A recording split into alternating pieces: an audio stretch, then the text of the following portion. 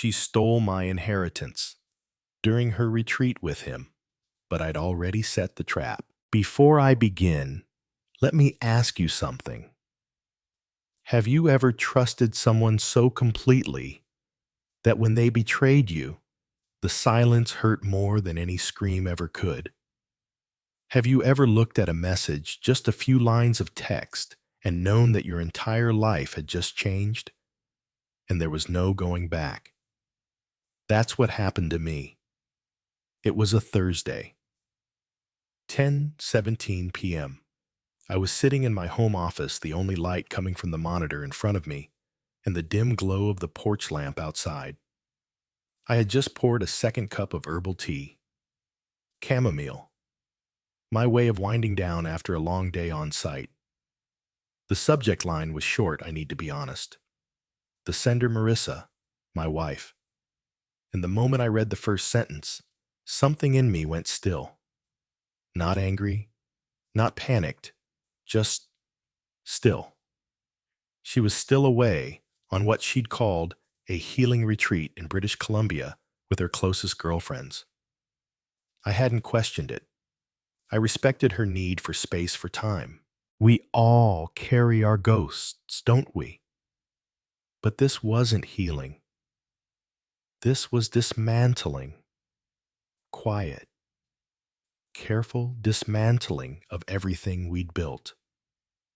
In the email, she told me she needed to rediscover herself, that she'd fallen in love with someone who made her feel truly alive, and she hoped I'd understand. But the part that truly stopped my breath wasn't about love.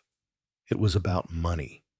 She said she'd had to make a transfer, that she needed a clean start, and she was sorry if I saw it as betrayal. $612,000 gone from our joint account, just like that. But what she didn't know was that I had been preparing for this for months.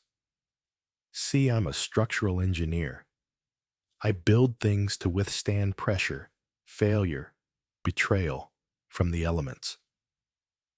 I read stress fractures like most people read tea leaves. And for the last year, our marriage had cracks I couldn't ignore.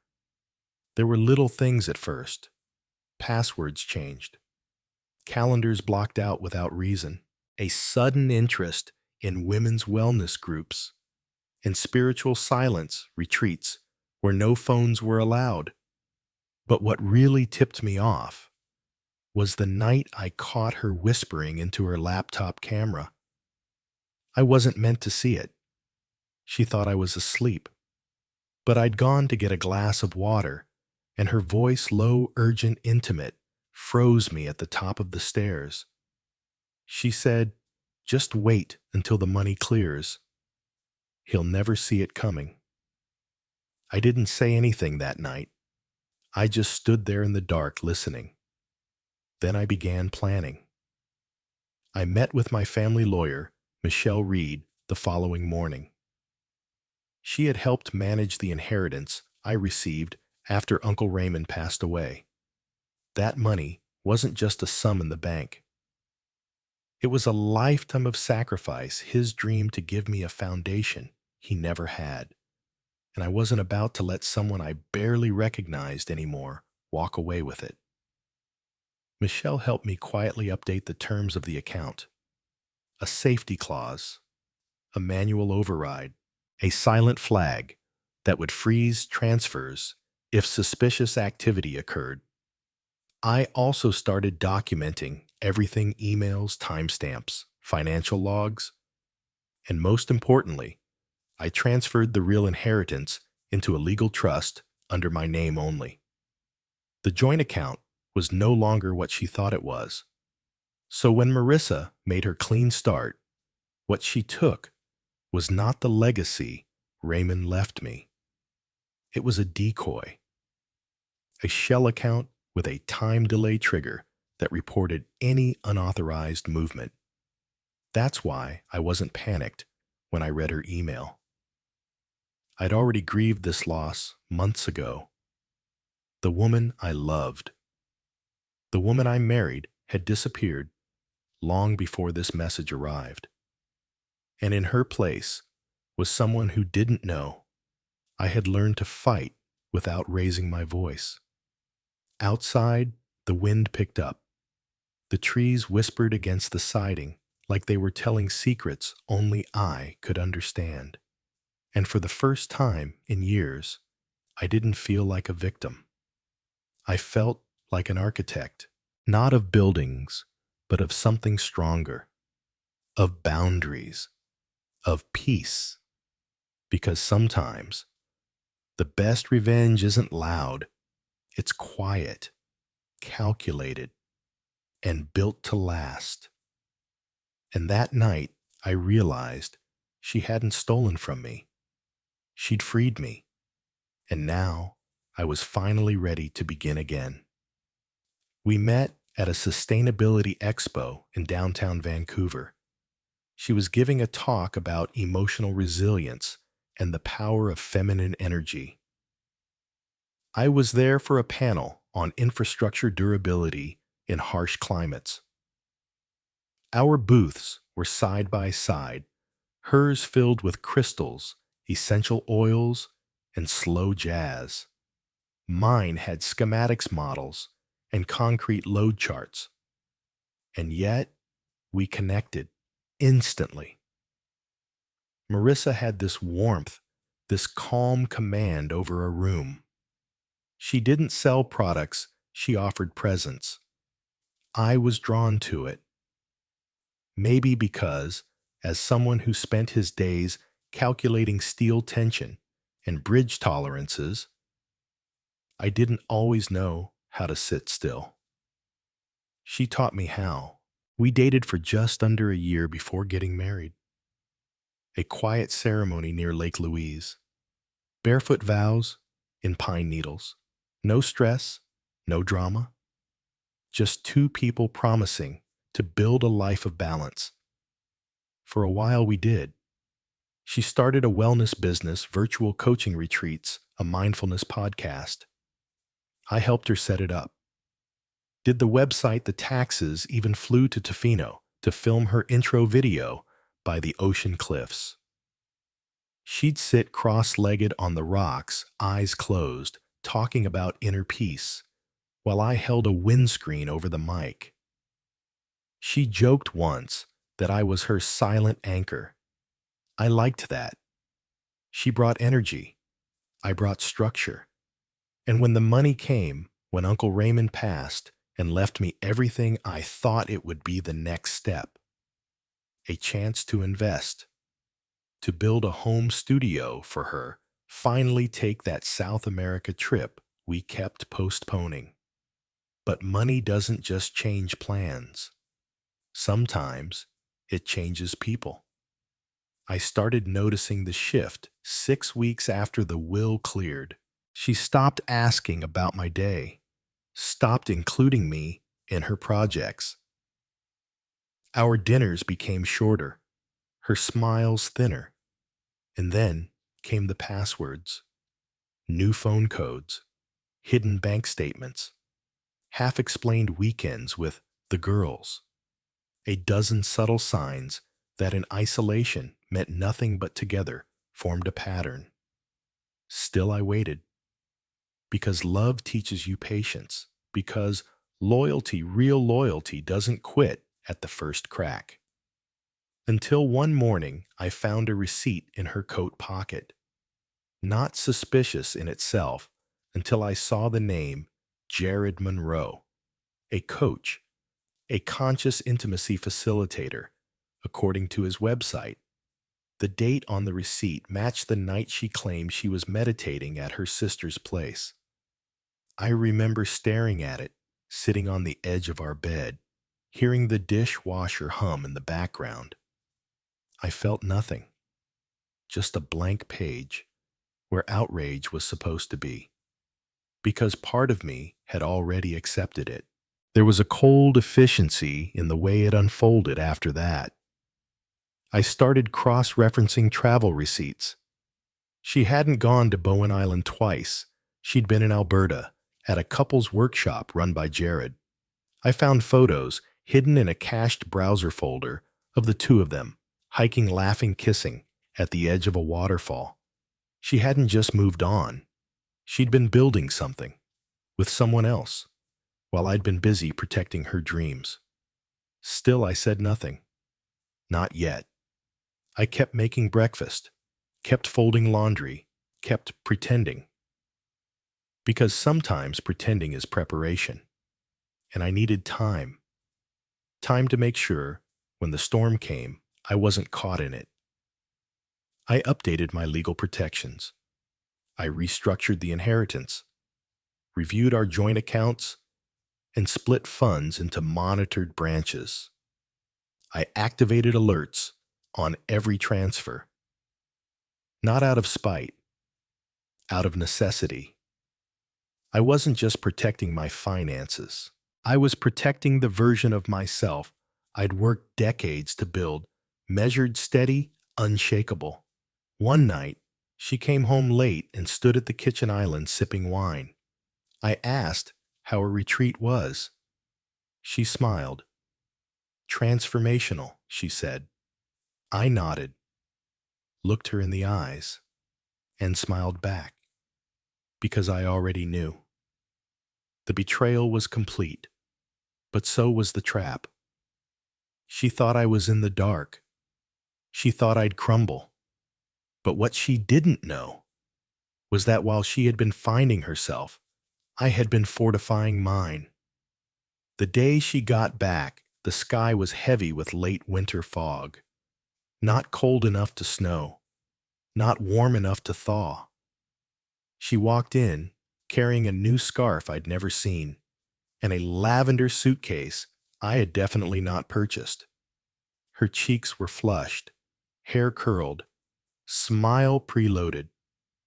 I missed you, she said softly, and I believed she meant it, but I also knew she didn't know I knew. We had dinner that night, like any other. Oven-roasted salmon, steamed rice, green beans with lemon. She complimented the seasoning.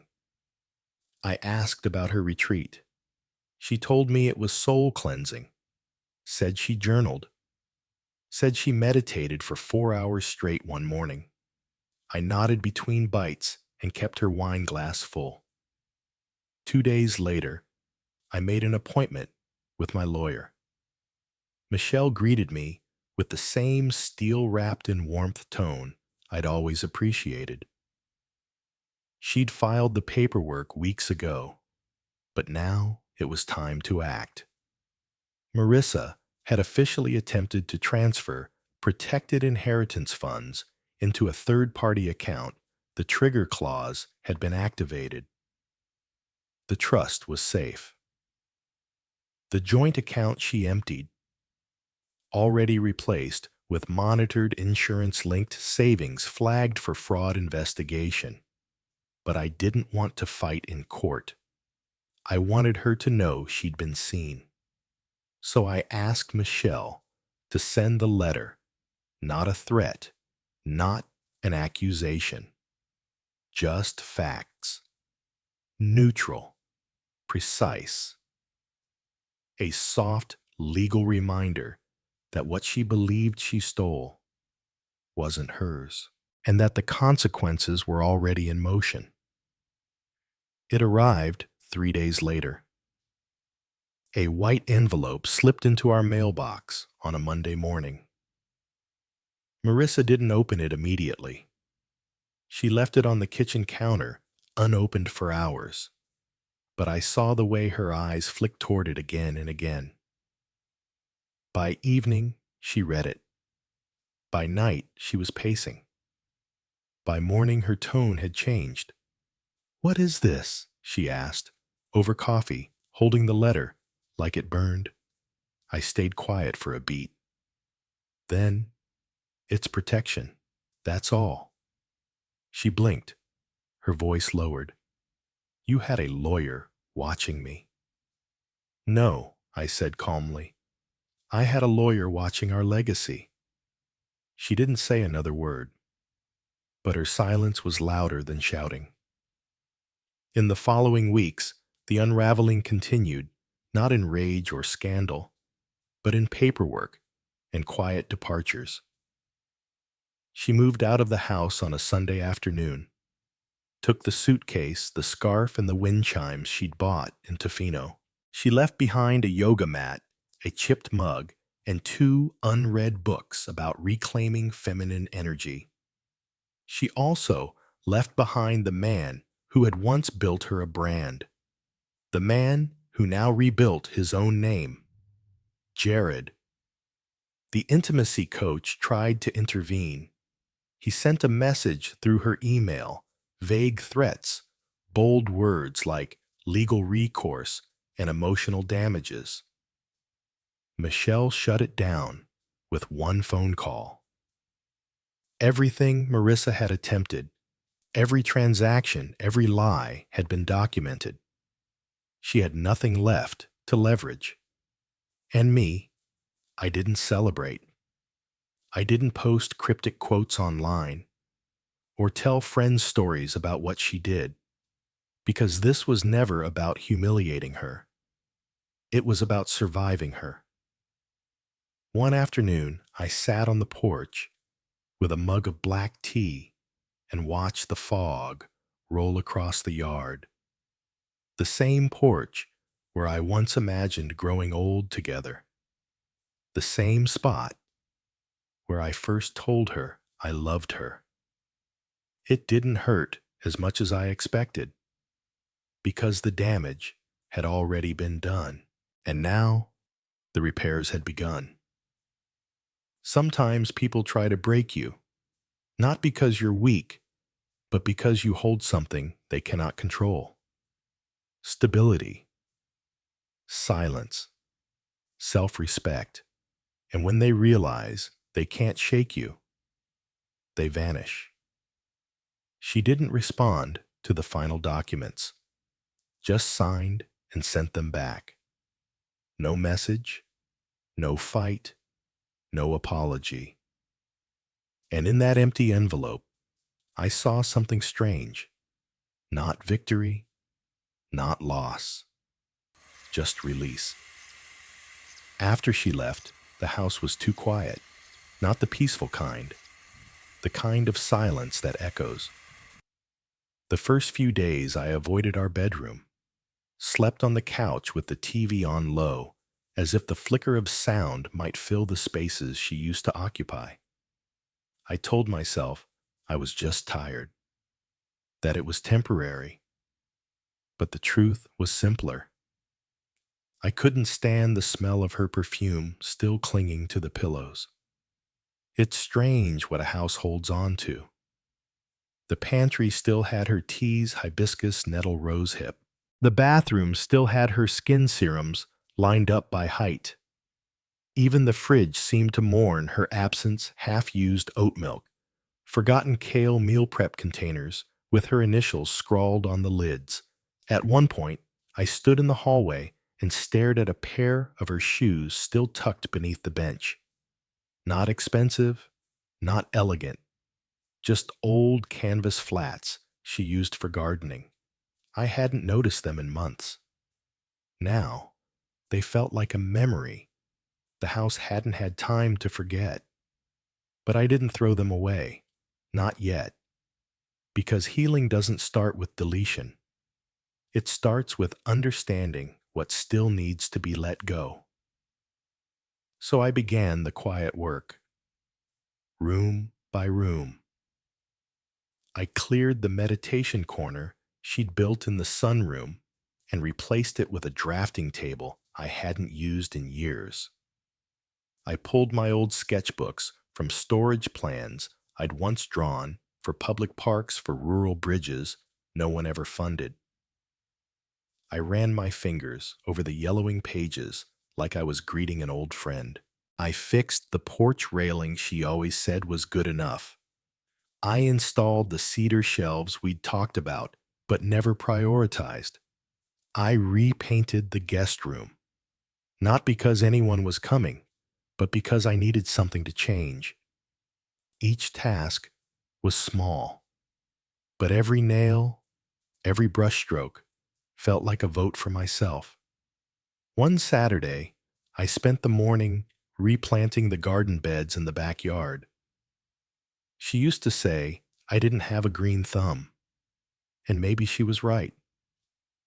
But I planted anyway lavender mint and 2 rows of tomatoes that probably wouldn't survive the month.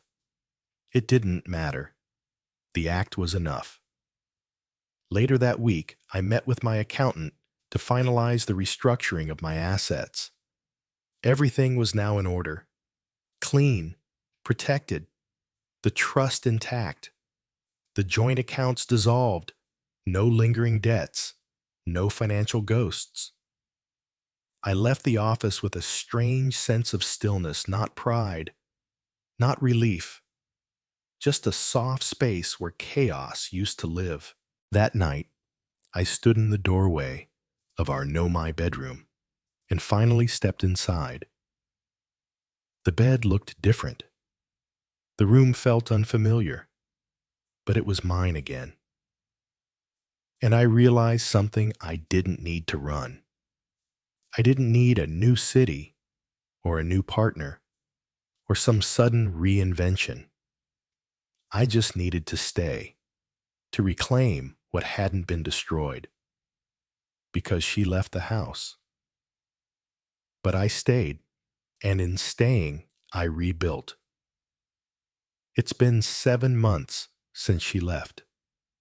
I don't mark the date, not exactly, but there are reminders: the weather, the soft return of spring, the day the lavender finally bloomed in the garden, the sound of the front gate creaking open when the wind shifts like it did the night she pulled her suitcase down the porch stairs. But time has a way of softening edges. These days, I wake up without tension in my chest. I make coffee slowly. I walk barefoot across the hardwood floors and listen to the morning news with the windows open. The silence no longer echoes. It breathes. The legal chapters are over. The trust is untouched. The house is in my name. The podcast we built together, she sold it to someone else. I didn't fight it. Let her move on. Let her reinvent. Let her build a new version of herself. I don't need to chase closure when I'm already living in it. Last week, I found a letter in the mail. No return address, but I recognized her handwriting on the envelope. It was short, just 4 lines. You were never cold. You were just calm. I didn't know how to love that. I hope you're well. No apology, no blame. And strangely, I was okay with that. I didn't write back. Instead, I folded the letter and placed it in the drawer with the old concert tickets, family recipes, and one small black and white photo of us on our wedding day.